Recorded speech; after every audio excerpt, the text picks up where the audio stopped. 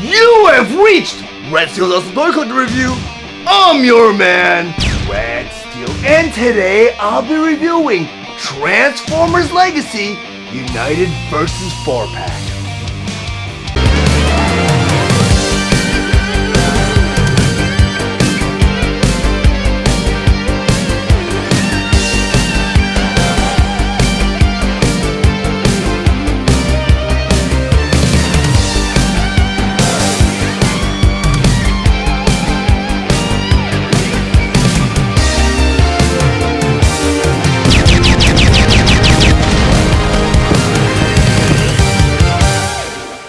Transformers Legacy United vs. 4-Pack. But before I get to the actual review, I just want to go over some of the awesome details on this packaging. Up front here, the display window showing you both the figures and all of their accessories inside. Up here in the corner, you have the 8+, which is the age requirement for this figure. And in the other corner, you have the Takara Tomy Transformers Generations logo. Along the side here, it says Transformers. Then down here, you have the Versus, and below that, you have the Transformers Legacy United logo. Then around the window here, you have various illustrations of all the figures included in this set, along with their names, starting with Beast Wars Universe Tarantulas. Down here, you have Prime Universe Cliffjumper. Then over here, you have G1 Universe Squeezeplay, and finally, Cyberverse Universe Tarn. Then over here, you have the Hasbro logo. Then on top of the packaging here, you have the Transformers Legacy United logo, along with Cliffjumper versus Tarantulas, Squeezeplay, and Tarn. Then on the side of the packaging here, you have one half of that beautiful montage from Transformers Legacy United, starting with Tigerhawk, Wingblade, you have Magnus, then Magmatron right here. Then on the side here, you have Megatron. Below that, Tigatron, again Magnus. And below all that, you have 40 years of Transformers. Then the other side of the packaging here, you have the other half of that montage, starting with Wingblade, Tidal Wave, the other half of Magmatron, Bumblebee, and Optimus Prime. And below that again, the 40 years of Transformers. Then on the back of the packaging here, you have all the biggest features, such as all the Transformers in the Robots modes, and all the Transformers and their alt mode. Transformers Legacy United vs. 4-Pack. The Versus 4-Pack was released on July 21st, 2024 with the suggested retail price of $79.99, and the set is available exclusively at Target. Tarantulas is a Beast Wars inspired figure that converts into a spider mode in 20 steps. His accessories include his crossbow, buzzsaw, and instructions. Cliffjumper is a Transformers Prime inspired figure that converts into his car mode in 18 steps. His accessories include his Energon body claw, 2 claws, pincher, and 2 floodlights. Squeezeplay is a Generation 1 inspired figure that converts into his beast mode in 17 steps. His accessories include his tail mace and Browning pistol. Tarn is a Cyberverse inspired figure that converts to his tank mode in 27 steps. His accessories include his double barrel blaster.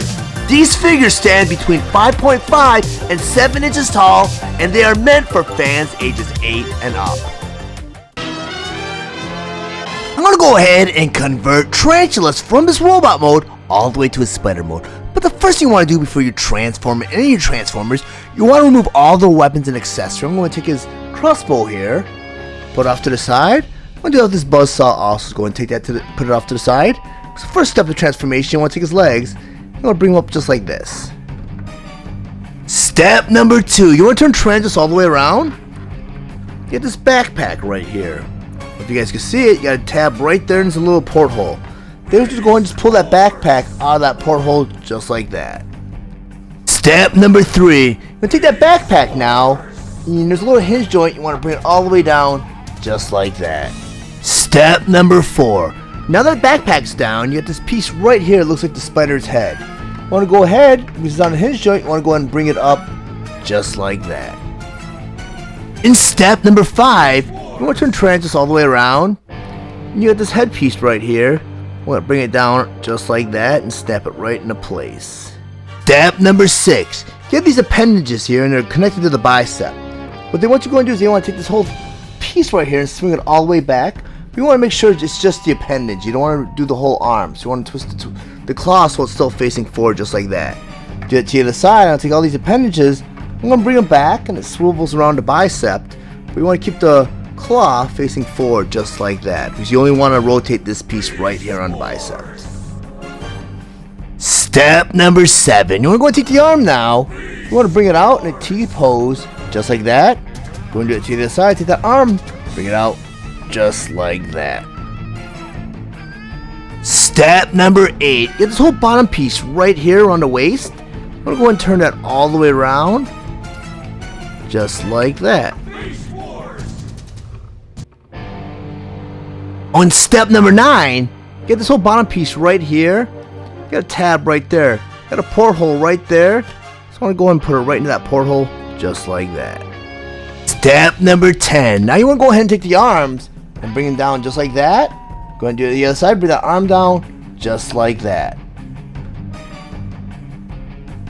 Step number 11. You want to go ahead and take the claws now. Rotate them out just like this. Do it to the other side. Take this claw now. Rotate it out just like this. And you want to make sure the little prong is facing up just like that. Now in step number 12, you want to take the arms. You want to swing them forward just like that. Do it to the other side. Take this arm now and swing it forward just like that. Step number 13. You want to turn Tarantulas all the way around. You get the feet right here. Right at the ankle. You want to go and bend his foot up just like that. Do it to the other side, to that foot, and bend it up just like that. Step number 14. You want to turn Tarantulas over just like this. On the back of his thighs, you have a couple tabs right there and right there. You got a porthole right there and right there. The knees are double jointed, so you want to go ahead and bend them at the knee, and you want to kind of manipulate it so the tab goes right into that porthole just like that. Go ahead and do it to the other side. Bend it at the knee. And make sure you kind of fidget around a little bit so that tab goes right in that porthole just like that. Step number 15. Now you want to take these feet right here. There's a hinge joint right there. You want to bring the feet down just like that, so it kind of goes into this little piece right here. Do that to the other side. Take this foot now. Bring it down and into the backpack just like that. Step number 16. You want to go and grab Tarantulas' crossbow right here. On the crossbow, you got a couple portholes right there and right there. On the back of the spider right here, you got a couple makeshift pegs right there and right there. What you're going to want to do now is you want to grab that crossbow now. You want to make sure the peg's facing up. You bring it in, you peg it right into place, just like that. Step number 17. Get these leg pieces right here. You want to go ahead and bring them into this piece right here. Just do that by bringing it down just like that. You want to make sure it doesn't really knock over the crossbow. Do it to the other side. To this leg piece now. And everything should just shift right into place just like that. Step number 18. You got a butterfly joint right there and right there. Just go and bring the arm in just like that. Do that to the other side. Bring the arm in just like that. Step number 19. Where the appendages are in the forearm right here, I want to go ahead and bring that out just like that.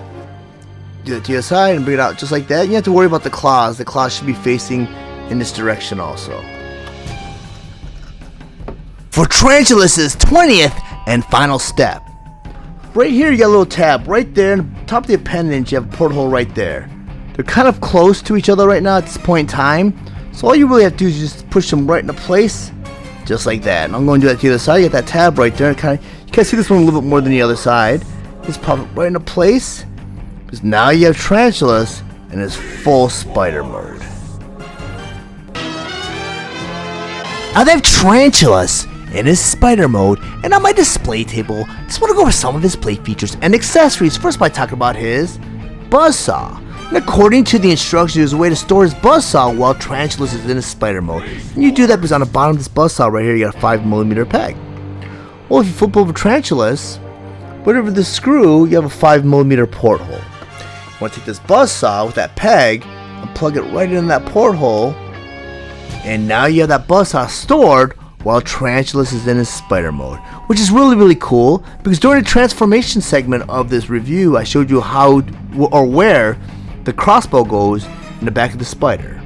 And that's a play feature that carried over from the original Beast Wars version of Tarantulas. Unfortunately, I'm not going to bring them out to do a side-by-side comparison, because this is actually my third review of Tarantulas. I reviewed him with the original Legacy, and I also reviewed him for the other Target exclusive Creature Collide, which also included Goldbug, Scorponok, and Ransack.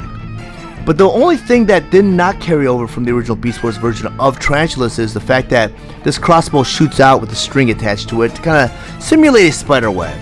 But nonetheless, you know, sacrifices were made with this figure. I mean, the play feature didn't carry over, but the quality and the look of the animated CGI Beast Wars series carried over, where the robot mode looks just like it did on, you know, the CGI version of his animated model from the Beast Wars series.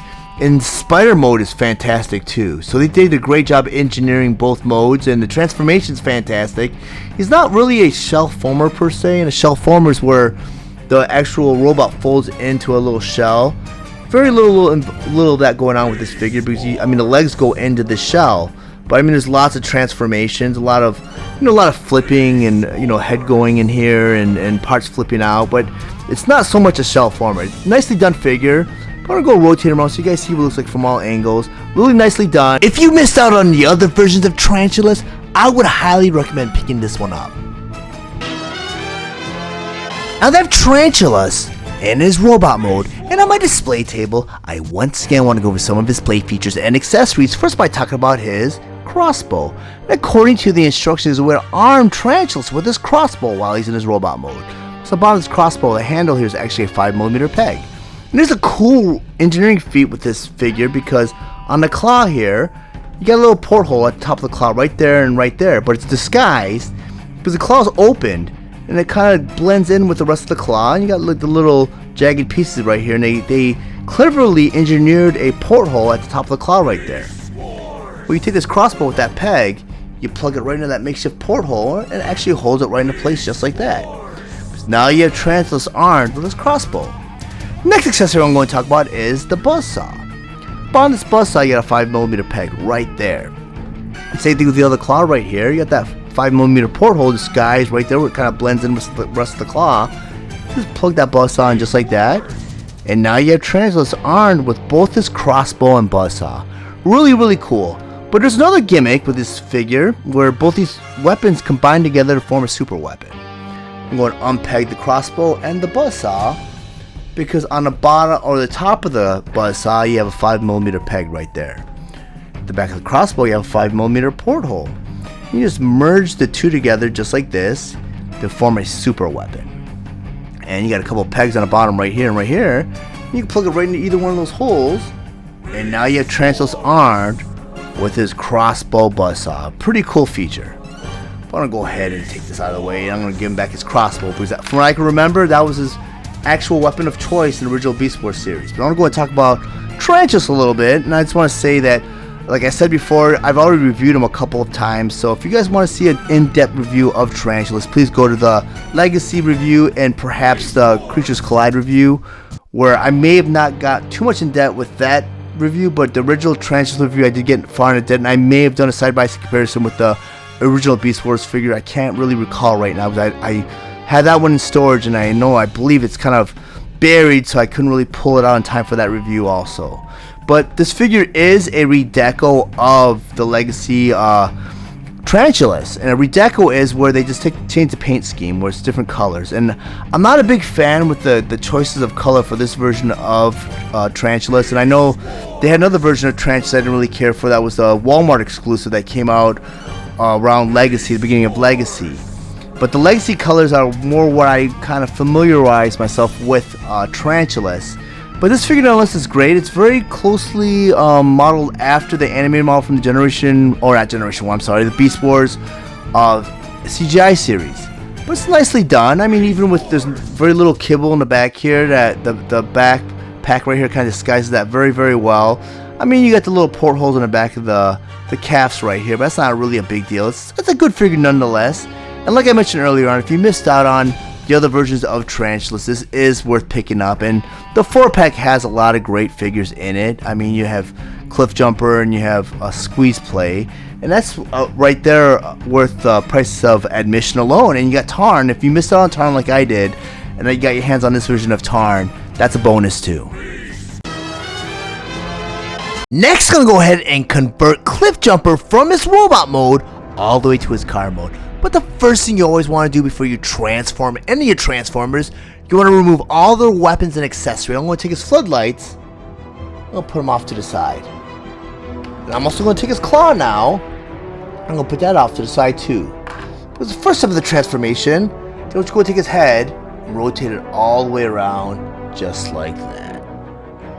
Step number 2, you have this panel right here on his chest. I'm going to bring that down, just like that. Step number 3, you have this chest piece right here, you got a hinge joint right there and right there. Let's go just take everything, flip it up, just like that. In step number 4, you want to turn Cliffjumper all the way around, get that chest piece now, you want to flip it all the way up, and you want to bring this piece all the way down, just like that. Step number 5, you want to go and take these arm pieces now, you want to rotate it up, just like that, do it to the other side, this arm piece, rotate it up just like that. Step number 6. Get this panel right here. It's on a hinge joint. You want to flip it out just like that. Get it to the other side to this panel. Flip it out just like that. Step number 7. Get these pieces right here. You want to kind of extend them out just like that. And there's like a double hinge joint right there. Get it to the other side. Kind of extend it out just like that. Step number 8, on the feet right here, you got a little hinge joint right there and right there. You want to bring this piece down just like that. Do that to the other side, bring this piece down just like that. Step number 9, you got a hinge joint right here. You want to take this whole foot piece, you want to flip it in just like that. Do that to the other side, you got this hinge joint right here. You flip this foot piece, bring it in just like that. Step number 10, you want to take Cliffjumper and flip him over just like this. You get this piece right here where the headlights are at. And the hinge joint, you want to bring them down just like that. Going to the other side, bring this headlight piece, bring it down just like that. Step number 11, you want to take this piece right here, right at the thigh. You want to turn it in just like that, so the car kind of faces like this. Take that thigh piece again, and turn it out just like that. So Cliffjumper looks just like this. Now for step number 12. Right here on the leg, you got a couple pegs right there. And on the bottom of those pegs, you got a porthole right there. And on top of this peg, you got a porthole right there. You want to bring these two leg pieces together so they kind of go into place just like that. Now in step 13, this part right here that's for the car, inside this piece, you'll see various pegs. And next to those pegs, again, there's a bunch of portholes on both sides. Then what you go ahead and take these two pieces and bring them together just like that. Now for step number 14. What they want to do is take this top piece right here and fold it into this bottom piece right here. And you do that because in between the hip joints, you got a little pivot joint right here. We're going to pivot that around just like this. I'm going to bring it down just like that. On step number 15, get this part right here under the windshield, this gray piece right here. They just want to go ahead and bring it in to the hood just like that. Okay, step number 16. You want to go and flip Cliffjumper all the way over? On the back here, notice back of the car, you got a peg right there and right there. On the inside, what used to be the shoulders, you got a porthole right there and right there. What they want to do is there's kind of a hinge joint. You want to bring everything back. You want to make sure everything pegs right into place, just like that. To the other side, take this back piece. It's on the hinge joint. You want to bring it back, peg it into place, just like that. On step number 17, you want to take these door pieces right here. You want to bring them right into place, and there's a tab right there. You want to bring it on the inside of the front of the car, pegs into place just like that. Do that to the other side. You got this door right here. Take that tab and kind of bring it in so it pegs right into place just like that. For Cliffjumper's 18th and final step, get these two panels right here and right here. They're on a hinge joint, and all you want to do is you want to bring these panels down so they kind of fit right into place just like that. I'm going to do that to the other side. You get this panel right here. I want to bring it down so it kind of fits right into place just like that. And now you have Cliffjumper in his full car mode. Now that Cliffjumper in his car mode, and on my display table, let's talk about some of his play features and accessories. First, I talk about his claw.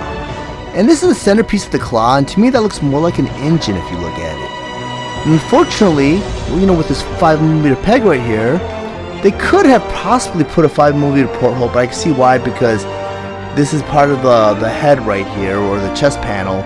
I'm not sure why there's portholes right here, and they may have been utilized during the transformations, but it would have been nice to be able to plug this engine to the front of the hood to kind of give that engine in the front here. But nonetheless, this engine actually becomes a claw. And you form that claw by grabbing one of the pinchers right here. I don't know if you guys can see it, but on the bottom of the pincher right here, you have a 5mm peg. Well, at the front of this engine right here, the centerpiece, you have two 5mm portholes.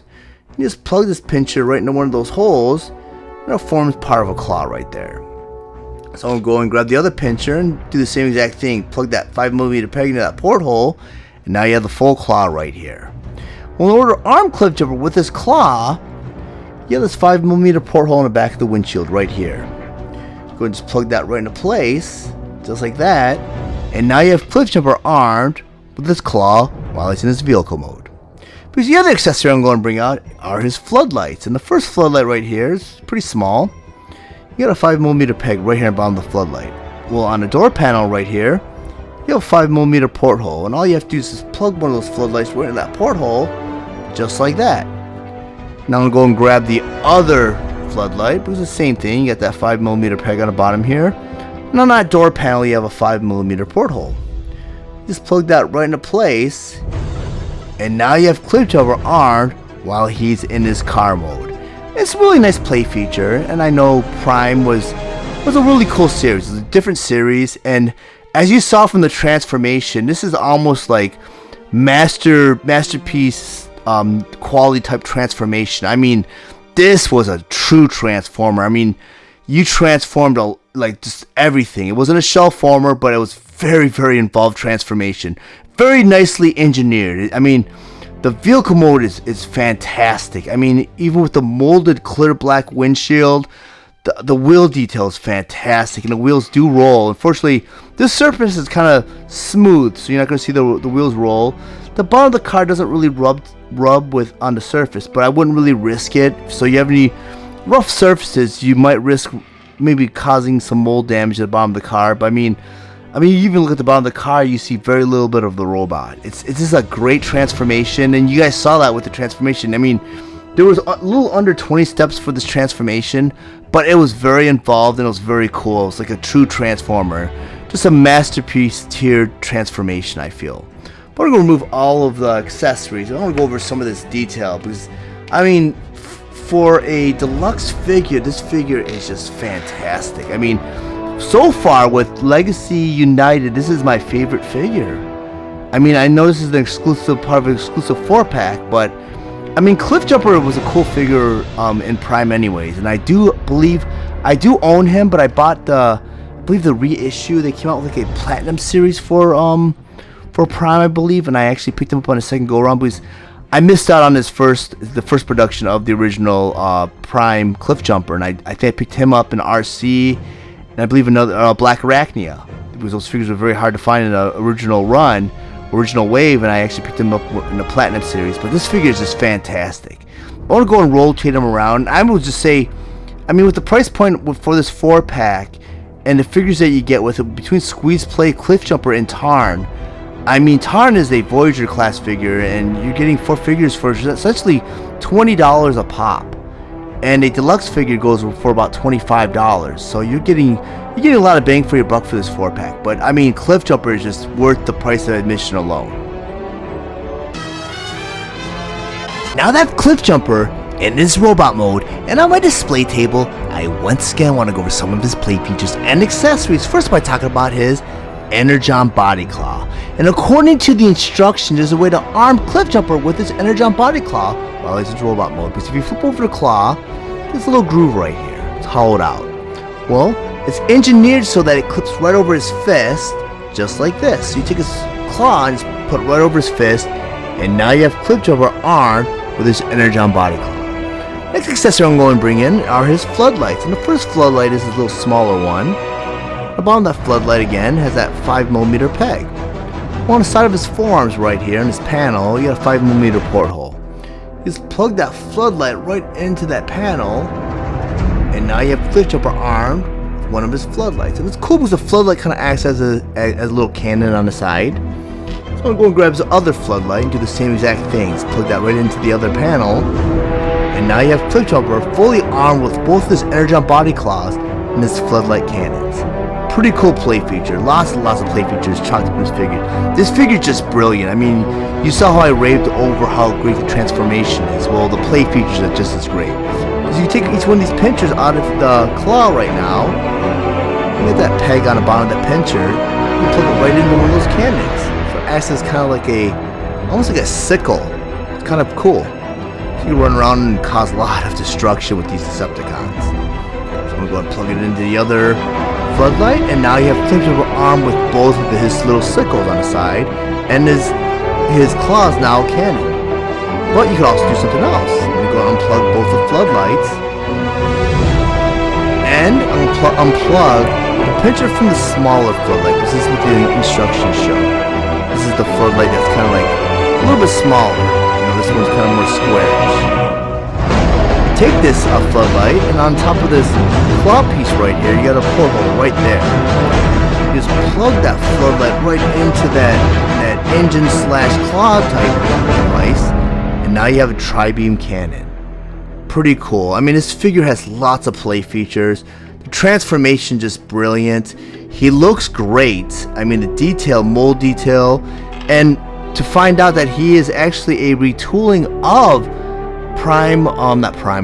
Transformers Legacy United Chase, which is from the, I believe it's the Rescue Bots universe, which is the Tonka universe, meant for younger children, but they re-engineered Chase to kind of more fit the gimmick of Legacy, and he looks fantastic. And just judging from Cliffjumper, he's a figure worth picking up. And I don't have him, and I was going to kind of pass on him, but after seeing Cliffjumper, I think I'm going to pick up Chase, because Chase, you know, I mean, this figure is a retooling of Chase, so if this figure is this brilliant, I can't imagine what the original is like. But if you guys do own a Chase, and you do believe that he's worth picking up, please leave a comment in the comments below, because I really want to know how great Chase is, because, I mean, this figure alone, to me, is worth the $80, because I mean, between 4 figures, you're paying at least $20 a figure.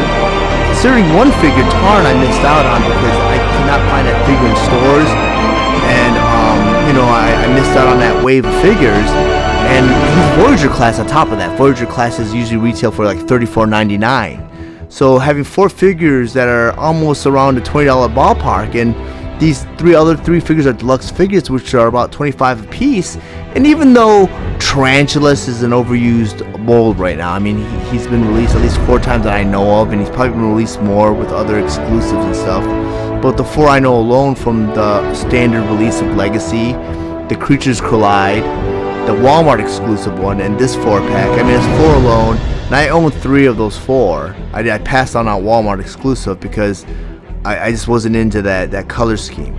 But this Cliffjumper is just brilliant with the paint deco. I mean, you can see some of the metallic paint on the shoulders right here, even the hubcaps.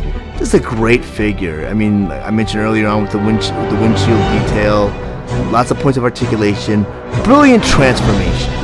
But I'm gonna go ahead and rotate him around so you guys see what he looks like from all angles. He's just a great figure. I mean, I can't go on enough about this figure, you know. And unfortunately, in Prime, he wasn't in it too long. I don't want to give away any spoilers, but he was only in 1 episode, and I mean, there was a lot more to this figure than meets the eye, and I wish they would have done something special for this guy. He's a great figure, great toy, and I did own an original one. I got him later because he was so popular I could not get him in the initial release, and I got him, I guess it was like a platinum, where they kind of re-released a lot of the original Prime figures, and I did snatch them up. I did not open them, so I was not able to do a side-by-side comparison, but I mean, God, out of all the Legacy United figures I've seen so far, this is my favorite. Now I'm going to go ahead and convert Squeezeplay from his robot mode all the way to his beast mode. But the first thing you want to do before you transform any Transformers, You want to remove all the weapons and accessories. I'm going to take his tail mace, put that off to the side, and his Browning pistol, put that off to the side. Because the first step of the transformation, then let's go ahead and remove his head, just like that. Step number 2, then we're going to go and take his arms now, put them all the way up just like that. Do that to the other side, put his arm up just like that. Step number 3, you want to take his fist now, and flip it right into his forearm, just like that. Do that to the other side, take his fist right here, flip it right into the forearm, just like that. Step number 4, you want to take this arm piece right here, right where the shoulder meets the bicep, you want to go and rotate it in, just like that. Do that to the other side right here, take this arm piece, rotate it around, just like that. Step number 5, this arm piece right here, you got this double jointed hinge, let's have a tab and a porthole. What they want you to do next is take this forearm and bend it right into the bicep so it tabs right into place, just like that. Go and do that to the other side, take that forearm, bend it in, tab it right into place, just like that.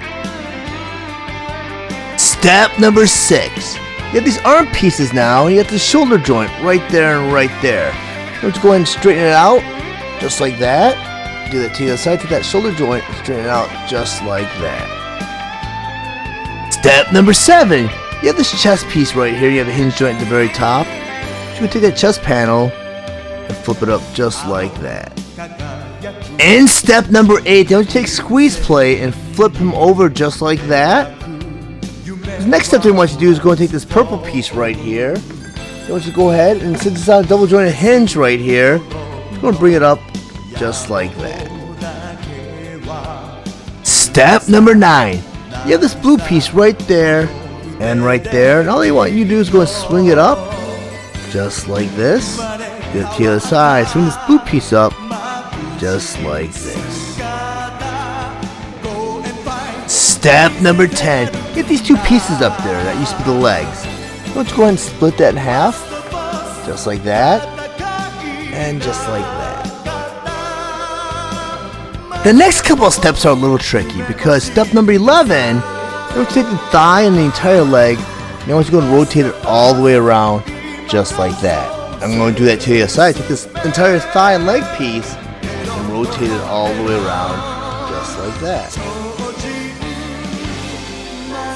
Because in step number 12, you're just going to go ahead and rotate this leg piece now, right at the bicep. So you don't want to rotate the top of the arm. You just want to go ahead and just rotate it around just like that. Go and do that to the other side. Go and rotate this bottom piece just like that. In step number 13 now, you want to bring these arm pieces and bring them down just like that. In step 14, right at this joint right here, then you go and bend it slightly just like that. Do it to the other side, slightly bend it in just like that. Step number 15, you want to turn Squeezeplay all the way around.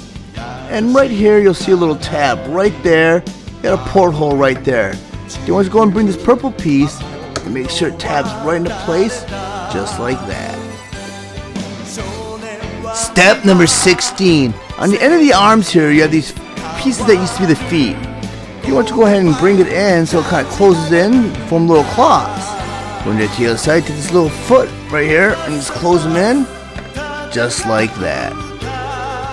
For Squeezeplay's 17th and final step, we're going to turn him around, and right in this little panel right here, you have a little porthole. Want to go grab his tail mace, bottom tail mace right here. You have a peg right there. So plug that right into this panel, forms the tail, and now you have Squeezeplay in his full beast mode. Now I'm going to go ahead and convert Locos from his head mode all the way to his robot mode. But the first step of that transformation, I'm going to take Locos, put him off to the side, is they want you to go ahead and bring back Squeezeplay. And the back of Squeezeplay, you have this tail mace right here, and on top of that tail mace, you have a porthole right there. Let's go and grab that Browning pistol. On that Browning pistol, the handle here is actually a 5mm peg. Let's go ahead and plug that right into the tail mace, just like that. Step number 2. On Squeezeplay, you have this panel right here, and there's a hinge joint on the bottom. You want to go ahead and pop this panel down, just like that. Step number 3, you want to go and grab Squeezeplay's head. I'm going to turn it around. You got this blue piece right here. You want to flip that up just like that. And now you have Locos in his robot mode. Now in step number 4, you want to take Locos, you want to put him in a seated position. Because in step 5, you want to bend him at his knees, just like that. And step 6, you want to take Locos now, put him inside of Squeezeplay in a seated position, just like that.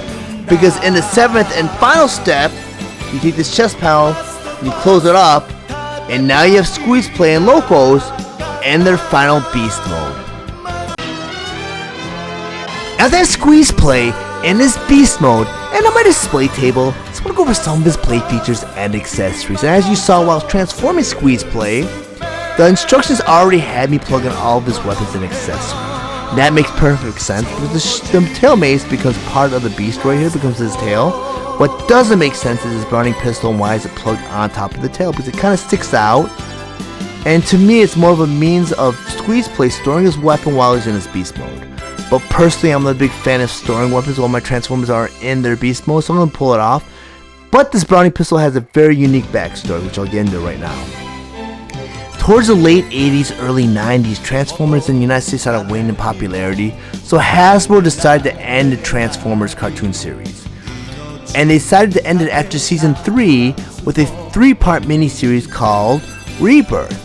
And that was supposed to both tie up the loose ends of the Transformers storyline and also push the next generation of toys, all in one little smart little package.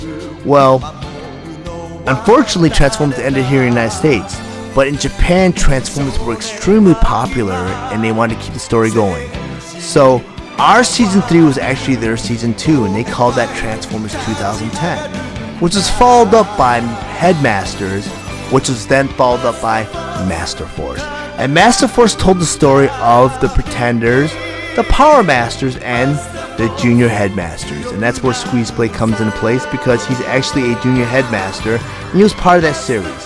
But he was known as a character called Cancer, who was a small, young, troubled youth who became a Decepticon, and he was a Junior Headmaster. So he was gifted this robot that he could control, and he became the head of that beast, of that robot.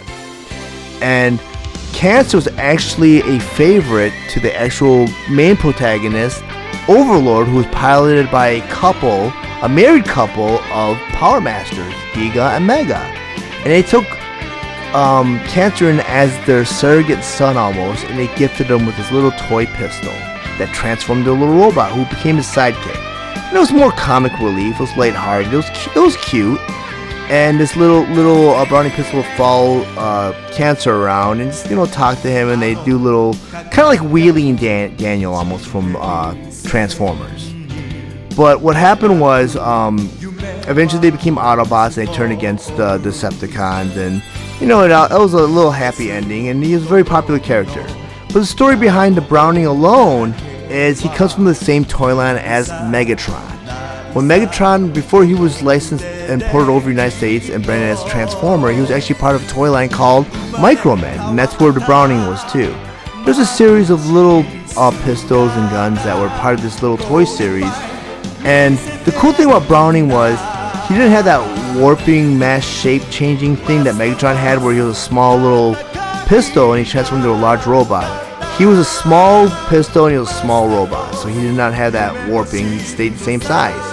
But the cool thing about this toy line was Micromen were also everyday objects that laid around the house, like toys, cassette players, guns, and they transformed into robots.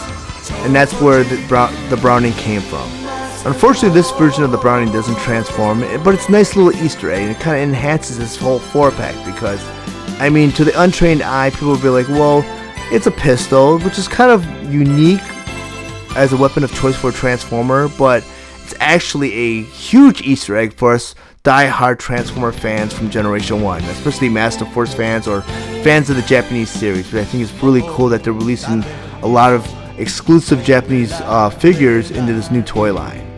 But another play feature I'm going to talk about is some of the features that get carried over from the Generation 1 toy, like the cockpit right here, which opens up and reveals a pilot.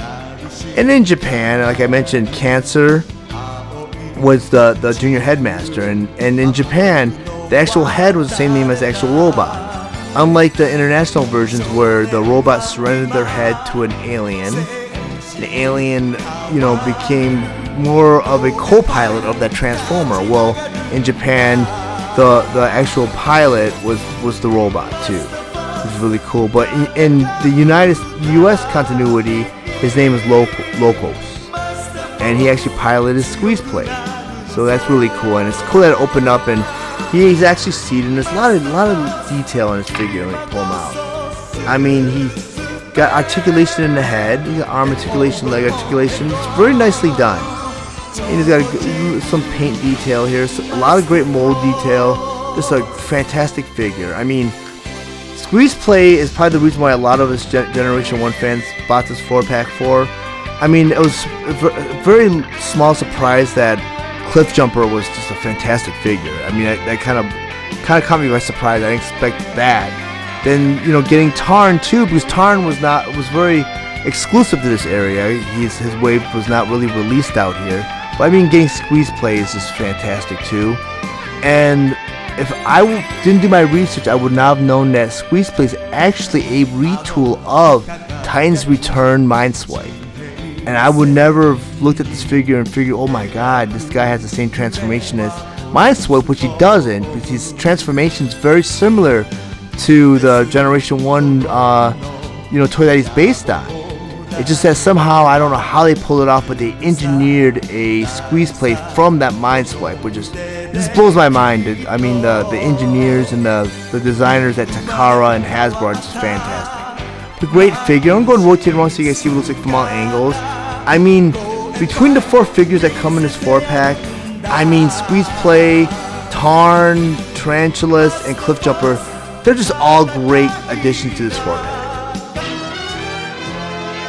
Now that Squeezeplay in this robot mode and on my display table, I once again want to go over some of his plate features and accessories. First, I talk about his tail mace. And according to the instructions, we're going to arm this tail mace while Squeezeplay is in his robot mode. Yeah, that's because on the other side of his tail mace, you got a 5mm peg. On each one of his forearms, on the side here, you got a 5mm porthole. Just plug this tail mace right into one of those portholes, and now you have Squeezeplay armed with this tail mace. It can act as like a little weapon. You have the little spikes right here, or it can act as a shield. It's pretty nicely done. Cool figure. I mean, you get the double jointed elbow right here where you can kind of like make dynamic poses and move around with it. It's really nicely done. His next accessory I'm going to bring in is his Browning pistol. And earlier on, I went into great detail on the backstory of this Browning pistol. It's a very unique story. In order to arm Squeezeplay with this Browning pistol, the handle right here is actually a 5mm peg. Each one of his fists is a 5mm porthole. You just plug this Browning pistol in either one of those fists, and now you have Squeezeplay armed with this pistol. Very nicely done. This is such a cool figure, and for a lot of us Generation 1 fans, this is what drew us to this 4-pack. I mean, a very pleasant surprise that all the figures in this 4-pack are fantastic. But I mean, for me, this was my main selling point, and Cliffjumper kind of won me over also because, like I said, the transformation is top notch. And getting Tarn is just an extra bonus because not only was Tarn not available in my area, he's a Voyager class, which is a higher price point than the other 3 figures in this 4-pack, which are in a deluxe price point. Which, to me, altogether, this whole set would have been worth $100 and feels like $15. If I'm doing the math correctly. But I mean, a Voyager class is $35, and the other 3 that are $25 each. So no, maybe I was a little $75. Yeah, so about $110 worth of figures that you're getting for $80. It's a great value, and I mean, this figure is very reminiscent of the Generation 1 toy, and I can't believe that he is actually a retool of Mindswipe. I mean, I don't see Mindswipe at all in his robot mode. I mean, the transformation is totally different. I mean, you got no, I don't know how they did it without the wings, and just being able to just look at Mindswipe and say that they can get a Squeezeplay figure out of it. It just blows my mind. want to go and rotate him around so you guys see what it looks like from all angles. I mean, it's just the color scheme, the mold detail, the paint detail. It's just a fantastic figure, and I kind of like that they added the browning accessory, kind of like a nice little nod towards us Master Force fans from the generation, or the Japanese Generation 1 cartoon series. Next, I'm going to go ahead and convert Tarn from his robot mode all the way to his tank mode. But the first thing you always want to do before you transform any of your Transformers, you want to remove all their weapons and accessories. So I'm going to take Tarn's double barrel blaster, unpeg it, put it off to the side. Because the first step of the transformation, you want to turn Tarn all the way around. You get these two little pieces right here. Don't you go ahead and bring them down and peg them right into place just like that. Do that to the other side, bring this piece all the way down, peg it right into place just like that. Step number 2, you get this blue piece right here, which appears to be the backpack. What they want you to go and do, they want you to go and pull it out and bring it out just like that. Step number 3, now that blue backpack appears to be some sort of turret. There's a little swivel joint right in the middle right here. So go ahead and turn this up just like that. Step number 4, where you pull out the backpack right here, you freed up a little hollow space in the center of the back right here. What they want you to do next, they want you to take the head now and flip it all the way into that hollow space just like that. Step number 5, you want to turn Tarn all the way around. You want to take his arms now, you want to swing them all the way up just like that. Do that to the other side, take this other arm, swing it up just like that. Step number 6, you have this purple chest piece right here. At the top of this chest piece, you have a couple hinges right there and right there. What they want you to do now is they want you to go and flip this chest piece up just like that. Step number 7, under that chest piece you just flipped out, there's a couple of tank treads right there and right there. What they do next, they want you to go and slightly pull that out just like that. Step number 8, those tank treads you just pulled out from the shoulders right there and right there. What they want you to do next, they want you to go ahead and slightly bring it back just like that. Do that to the other side, bring this piece slightly back just like that. Step number 9, at the top of this chest piece you'll see a slot right there. Where the head used to be, there's a tab right there. You want to take this chest piece now and flip it so it tabs into place just like that. Step number 10, you want to go and turn Tarn all the way around. Maybe between his legs you see a little tab, a little porthole right there. All they want you to do right now is simply just snap them together just like that. Step number 11, get those tank treads that were part of the shoulder right there and right there. What they want you to do now is go ahead and flip that all the way down just like that. To the other side, take this tank tread and flip it all the way down just like that. Step number 12, you have this blue backpack here which appears to be the tank cannon. What they want you to go and do, double hinge joint, you want to bring it back and tab it right into place just like that. Step number 13, you have his feet right here. What you want to do next is go and flip it down just like that. Do it to the other side, to that foot, flip it down just like that. Step number 14, you want to pick Tarn up, and right at the knees right here, you want to go ahead and slightly bend it up just like that. Step number 15, you want to pick Tarn up now. Come up to these forearm pieces right here. You want to rotate them so these portholes are facing up just like that. Do it to the other side, go and rotate it so the portholes are facing up just like that. Step number 16, we're going to pick Tarn up. On the bottom of the forearms right here, a couple fists right there and right there. You want to go and rotate those fists all the way around just like that. Do it to the other side, take this fist and rotate it all the way around just like this. Step number 17, you want to flip Tarn over. Those little forearm plate covers right there and right there. Then once you go and flip them all the way around, just like that. Do it to the other side, take this forearm cover and flip it around, just like that. Step number 18. Want to flip Tarn over. You get those forearm pieces right there and right there. Right elbow joint, you want to slightly bend it up, just like that. Do it to the other side, take this elbow joint and kind of slightly bend it, just like that. Step number 19. You get this bicep piece that are above the forearm, and there's a hinge joint right there and right there. What they want you to go and do is they want to go and push that forearm so it bends right at the bicep right there. And you want to do it to the other side, go and push it right against the thigh, just like that. Step number 20. Get this panel at the side of this tread right here. You got a hinge joint right on the bottom here. They want you to go and do, they want you to go and flip this panel down, just like that. Do that to the other side. You got this panel right here. You want to flip it down, just like that. Step number 21. Those tank treads you just opened up right there and right there. There's a hinge joint in the back, right there and right there. What they want you to go ahead and do is untab that tank tread. You want to swing it around so it goes over this forearm right here, but under this plate cover. So you want to go ahead, bring it in, just like that. I'm going to do that to the other side. That double jointed hinge right there. You want to swing out that tank tread so it goes underneath that forearm plate cover and snaps into place, just like that. Step number 22. You want to take Tarn and flip him over. So the side of his thigh, you'll see a little tab right there. Inside the forearm, you got a little porthole right next to it. You want to take that tab and just push it right in that porthole, just like that. Now we'll do that to the other side. Take that tab, push it right into that porthole, just like that. Step number 23. You want to take Tarn and flip him over. Get these two panels right there and right there. Inside these panels, you got a tab right there. Of course, you got a porthole right there. Tab right there and a porthole right there. You want to take this panel, you want to go ahead and just push it down just like that. Go and do it to the other side, take that panel and just push it down just like that. Step number 24. Do you want to take Tarn now? Take a couple tabs right there and right there.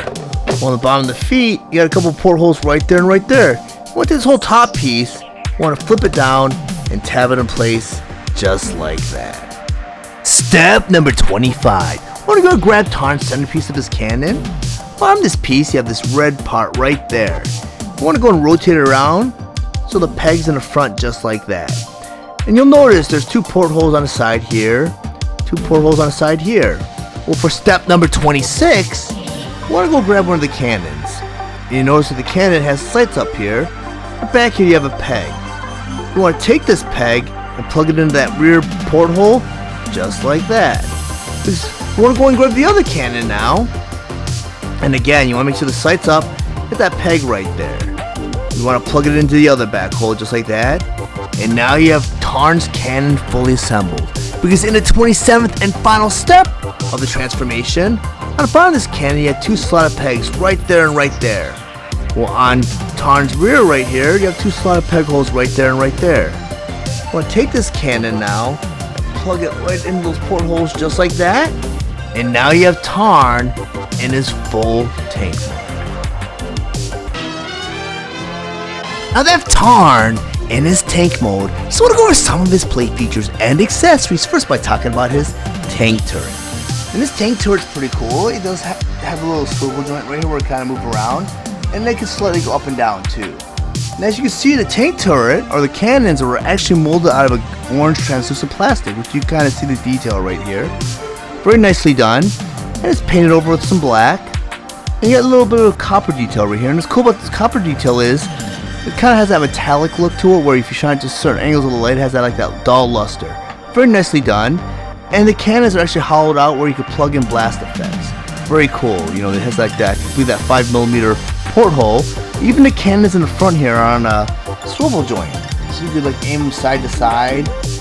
And they're also got little pegs where you can plug in some other blast effects. Very nicely done. And you'll notice that like throughout the figure, there's some orange translucent plastic molded throughout, like the front cover right here, and this piece right here. You get that orange detail that kind of like shines through the light. I'm not sure it's supposed to simulate headlights or whatnot, but very nicely done. Very nice paint scheme, lots of great mold detail on this figure. I kind of dig how they do the purple and the blue here. That's really, it really pops. The one thing I did not really care for was the fact that they didn't mold or make wheels for the bottom of the treads right here. So you don't really want to roll Tarn across any abrasive surfaces, because you do risk doing mold damage to the bottom of these little pegs right here. I mean, the figure is kind of raised a little bit, so you're not going to cause any bodily damage when it comes to scraping or any abrasive surfaces. But if you're a kid and you bring this toy outside, you're going to of course roll across rough surfaces, so you do risk damaging the bottom of this figure. And I don't know why Hasbro as of late hasn't really done that detail where they put wheels on the bottom of the figures anymore. And they used to, you know, back in the day. And this is a nice smooth surface right here, so I'm not really risking damaging Tarn at all. But I'm a little disappointed there aren't wheels on the bottom of Tarn's treads. That'd be a nice little detail. But other than that, it's a really cool looking figure. I don't know much about Tarn's history where it comes to the canon of the Transformers lore. You know, I know that his face, you know, we'll get to the robot portion of this review, but it's based on Decepticon symbols. So he is a major player in the Transformers universe, just I don't know where. And unfortunately, I do not own the original version of Tarn because unfortunately that wave of figures did not make it to this part of the country. I'm not sure if it's because of distribution reasonings or whatnot, but you know, a lot of the sightings I've looked at other Transformers sites, Tarn did not make it on shelves. So I'm not sure if maybe a retailer bought them all out and we'll see them pop up in Christmas season, maybe at Ross's or at TJ Maxx's. But Tarn was a wave that was neglected, and I know it was going pretty high in the aftermarket until they released this 4-pack. So it gives us fans another chance to own this figure. I mean, maybe a different color scheme, but I would say, you know, if you see this 4-pack, I mean, Tarn's a Voyager class figure, and for the price point, like I mentioned many times earlier on, it's worth getting because the price point for a Voyager figure is $35, and that's almost half of, or nearly half of what this whole 4-pack costs in its entirety. Now they have Tarn in his robot mode, and on my display table, I once again want to go over some of his plate features and accessories, first by talking about his cannon.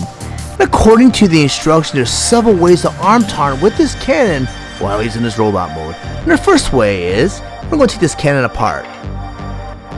This purple piece now acts as a backpack. We'll flip it over, get this tab on the bottom here, and 2 slotted pegs right here.